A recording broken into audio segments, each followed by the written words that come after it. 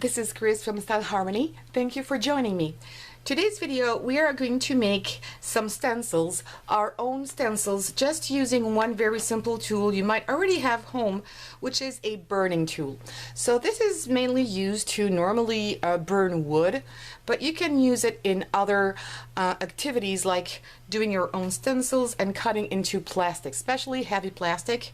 And I do have another video where I use this to make pockets, and I will link the video up here on the right if you want to go and check that out, so you will be able to use this again and again.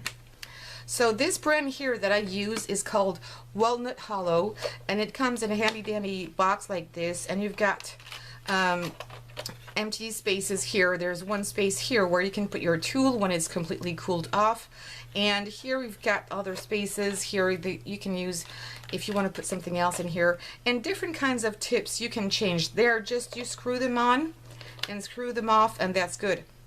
It's very, very handy. Okay, and you can also solder with this, so that's nice. So first, before starting anything, for you young people watching this video, please do not do this by yourself. Ask an adult to help you with this, to do it just for you, because you can really burn yourself. So please, young people, don't do this by your own. So coming back to this tool, what I like about it is that you can change the heat of it, going to very low to very high. For this project, it'll be up to you to test what works best for you, because my plastic is quite sturdy and thick, so I'm putting on medium high. You might want to do it a little lower. It just depends on your personal preferences. Then what you will need is, to help you and cut something, is an image of a stencil. And this is just paper. I googled stencils, and I just saw this pineapple, which I thought was really cute, and it's really trendy right now. And I found this one too. So when once you've print out what you desire, there's one thing really important to think about, is where to cut. So I've got two examples here from different colors, because it's going to be a very good example. So let me do a close-up. Is when you have this kind of design, you need to ask yourself, where am I going to cut? Am I going to cut the white lines, or am I going to cut the black lines? Because oftentimes people start doing the wrong thing, and then they have to start all over again. So the first and only question you would ask yourself would be, what the color of the outside, where does it touch? My outline color touches the outside, and here my background is white. The line that touches the white is white here. So this is the piece you should not cut off. You should not cut off the white spaces. You have to cut all the blacks. And it could look obvious this way, but sometimes when you see the images on Google, the background is going to be black, and you will have to cut the white pieces. So you need to see where is the link to the outside. The link to the outside here is the white, so I need to cut the black spaces. The same thing here. The outside here is the green part. My whole sheet of paper could be green, so I should not cut the green spaces here, because if I do, I'm going to end up having just a shadow of my image. Like if I cut here all the white spaces, I will have the shadow of a pineapple, but I won't have a pineapple. I won't have all the details. So here in this example, I would have to cut the white spaces, okay? Nothing that connects to the outside. You see, all these little parts don't really touch each other. The black lines could touch each other. Some of them could, that's okay, but if they touch the outside, then don't cut it. You really need to ask you this question, and then you're good to go. So the other tools you might want to have here, because we're going to use something that is really hot, is I would recommend here, it's a, a piece of glass. This is just, I took it away from a frame. It's really handy, nothing plastic of course, just a piece of glass would be fine, and it's going to be easy to cut on it. So then I used a plastic. I recycled something that I had.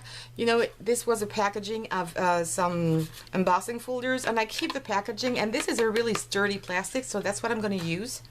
and I decided to tape it down on my paper so it's not going to move. If I need to take a little rest or something, it's going to stay in place. So now we're going to start. Something important when you start doing this is first you're going to have some fumes. So if you have any kind of allergies, or be careful, maybe wear a mask because there might have some fumes and it's plastic, so it's not that great. Maybe do it in a very well ventilated area or outside if you can.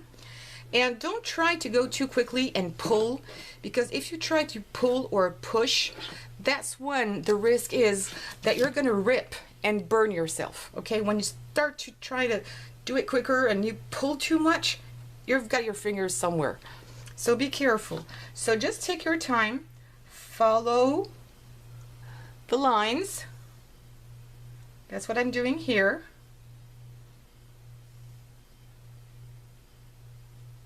And that's it. What you might want to do, instead of doing what I've done here, is put your piece of paper underneath the piece of glass and your plastic on top of it. That could be another way to do it, so it won't burn the paper as well. So I've already started. I'm still going to do some with you here. And if you miss a spot, don't worry, you can always come back and start. I think we're burning more actually than really cutting. But I think, and I found for doing stencils before, that it's much easier to do it this way than to try to cut it with an X-Acto knife.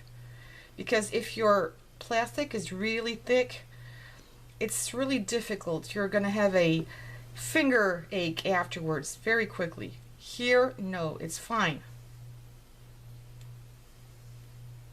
So I'm going to do just a few more. I'm going to finish this one here. Oops, I ripped a little bit. That's fine. You know, it's like everything. Don't forget to turn your paper if it's more convenient. And the more you do, the more you're better at it, you know. So now what I'm going to do is I'm just going to take away one side of my plastic here. And this is what it looks like. So it's a bit burned, as you can see, but you can take this away later on. And I'm going to use some kind of pokey tools, or you can use tweezers. This one doesn't want to come off, but I've taken away quite a lot of bits here and there, as you can see. So if it's not hot enough any longer, I'm going to take the last piece I just did, and you're going to take all these pieces away. My plastic is maybe a bit too thick, but after I'm done with this, I'm going to use it as a normal stencil and see how it works. Maybe one side will work better than the other, but I'm sure it's going to be just fine. So I think I've taken all my pieces away. I just need to come back here, and this one is not totally done. Let me tape it down again, and I'm just going to finish this one. I could finish it probably with some scissors, but I think it's going to be just fine. And a little bit here. And okay, I'm good. So now you just need to keep on doing this for all your little black squares or shapes here.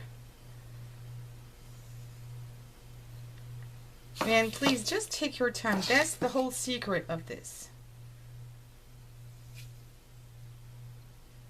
But if you had to do this with an X-Acto knife in this kind of plastic, I would start, but I think I would never finish it because it's going to be too tough on your finger, on your top finger. Here, I don't press. I just try to follow the line the best I can.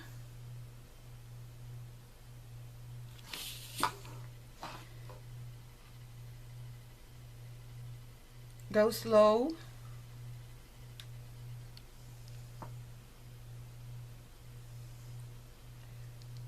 And there you have it. So I'm going to finish this one up, and I'm going to try it as a stencil, and I'll be back in just a second. Okay, I'm back. So now we're going to try our stencil, and I know it doesn't look that pretty. I mean, it's filled with black lines everywhere, but it's just going to be just fine. I'm sure it is. So I'm going to take 3 inks here. I'm going to take some Memento inks. Use whatever you have. I'm using Dandelion. I'm using Cottage Ivy and Toffee Crunch. And I've got some little makeup sponges here. You know, they look dirty, but they're just stained and they work just as fine, especially here because this is quite thick. You might also want to use, for this kind of project, these kinds of brushes, and I've got different sorts. So these are some Judikins, and they're very nice. If you want to do some light coloring, this is good. And these are just normal heart brushes that you can use for stencil also. So whatever you have, it will work just fine. But I think that here, for this example, it's going to work even better because I need to go and make some bright colors in here. So I'm going to start up with the yellow. And let's see how it works. So I'm trying to go everywhere into these nuts and crannies here. I hope I'm saying the right expression. Nuts and crannies. I'm not sure that's right. Tell me. Tell me if I'm saying things the right way. I'm trying to go really well into these little spots here on the edges because I didn't really cut there. I just made a hole. Okay, that's fine. I like the color. Now I'm going to go here on the top. I was a little off camera, I'm sorry. Let me go back in here. Where was I? Okay, I think I was there. That's just good. And now I'm going to use the green.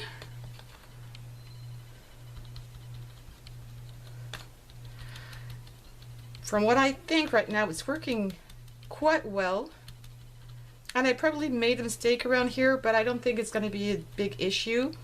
And now I'm going to go back, since I have my green here. I'm going to just put some green in there to make it a bit more realistic, and also some brown because it has quite a lot of brown spots in here, also on the leaves,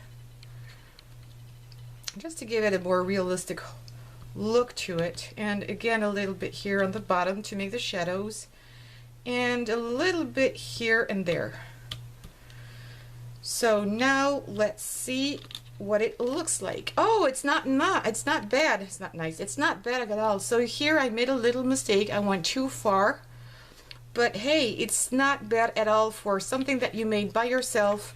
And if you have already this tool, it costs you nothing just to make it, and it's really, really nice. I like the way it looks. It's, again, this is this one here. So yes, I really like the way it looks. I think it's not bad at all. And you can come back with a marker and, you know, refine a little bit the edges and do something a bit more specific. But just as is, I already see that it's nice. And you could use this over and over again because you just need to wash it with a baby wipe, take all the colors away. And you can use also some paste on it because it's quite thick. It's going to raise a little bit and it's going to be nice. If you wanted to put some, thick paint on it, I don't have the word right now in my head, but you could just put your paste over here and make something raise and color it. That would be very nice too. So there you go. You can make it very easily. All kinds of stencil, the width you want, of course, and then the design you want. Just print them out, cut or burn. It's more, we're burning more than cutting, and it works just fine.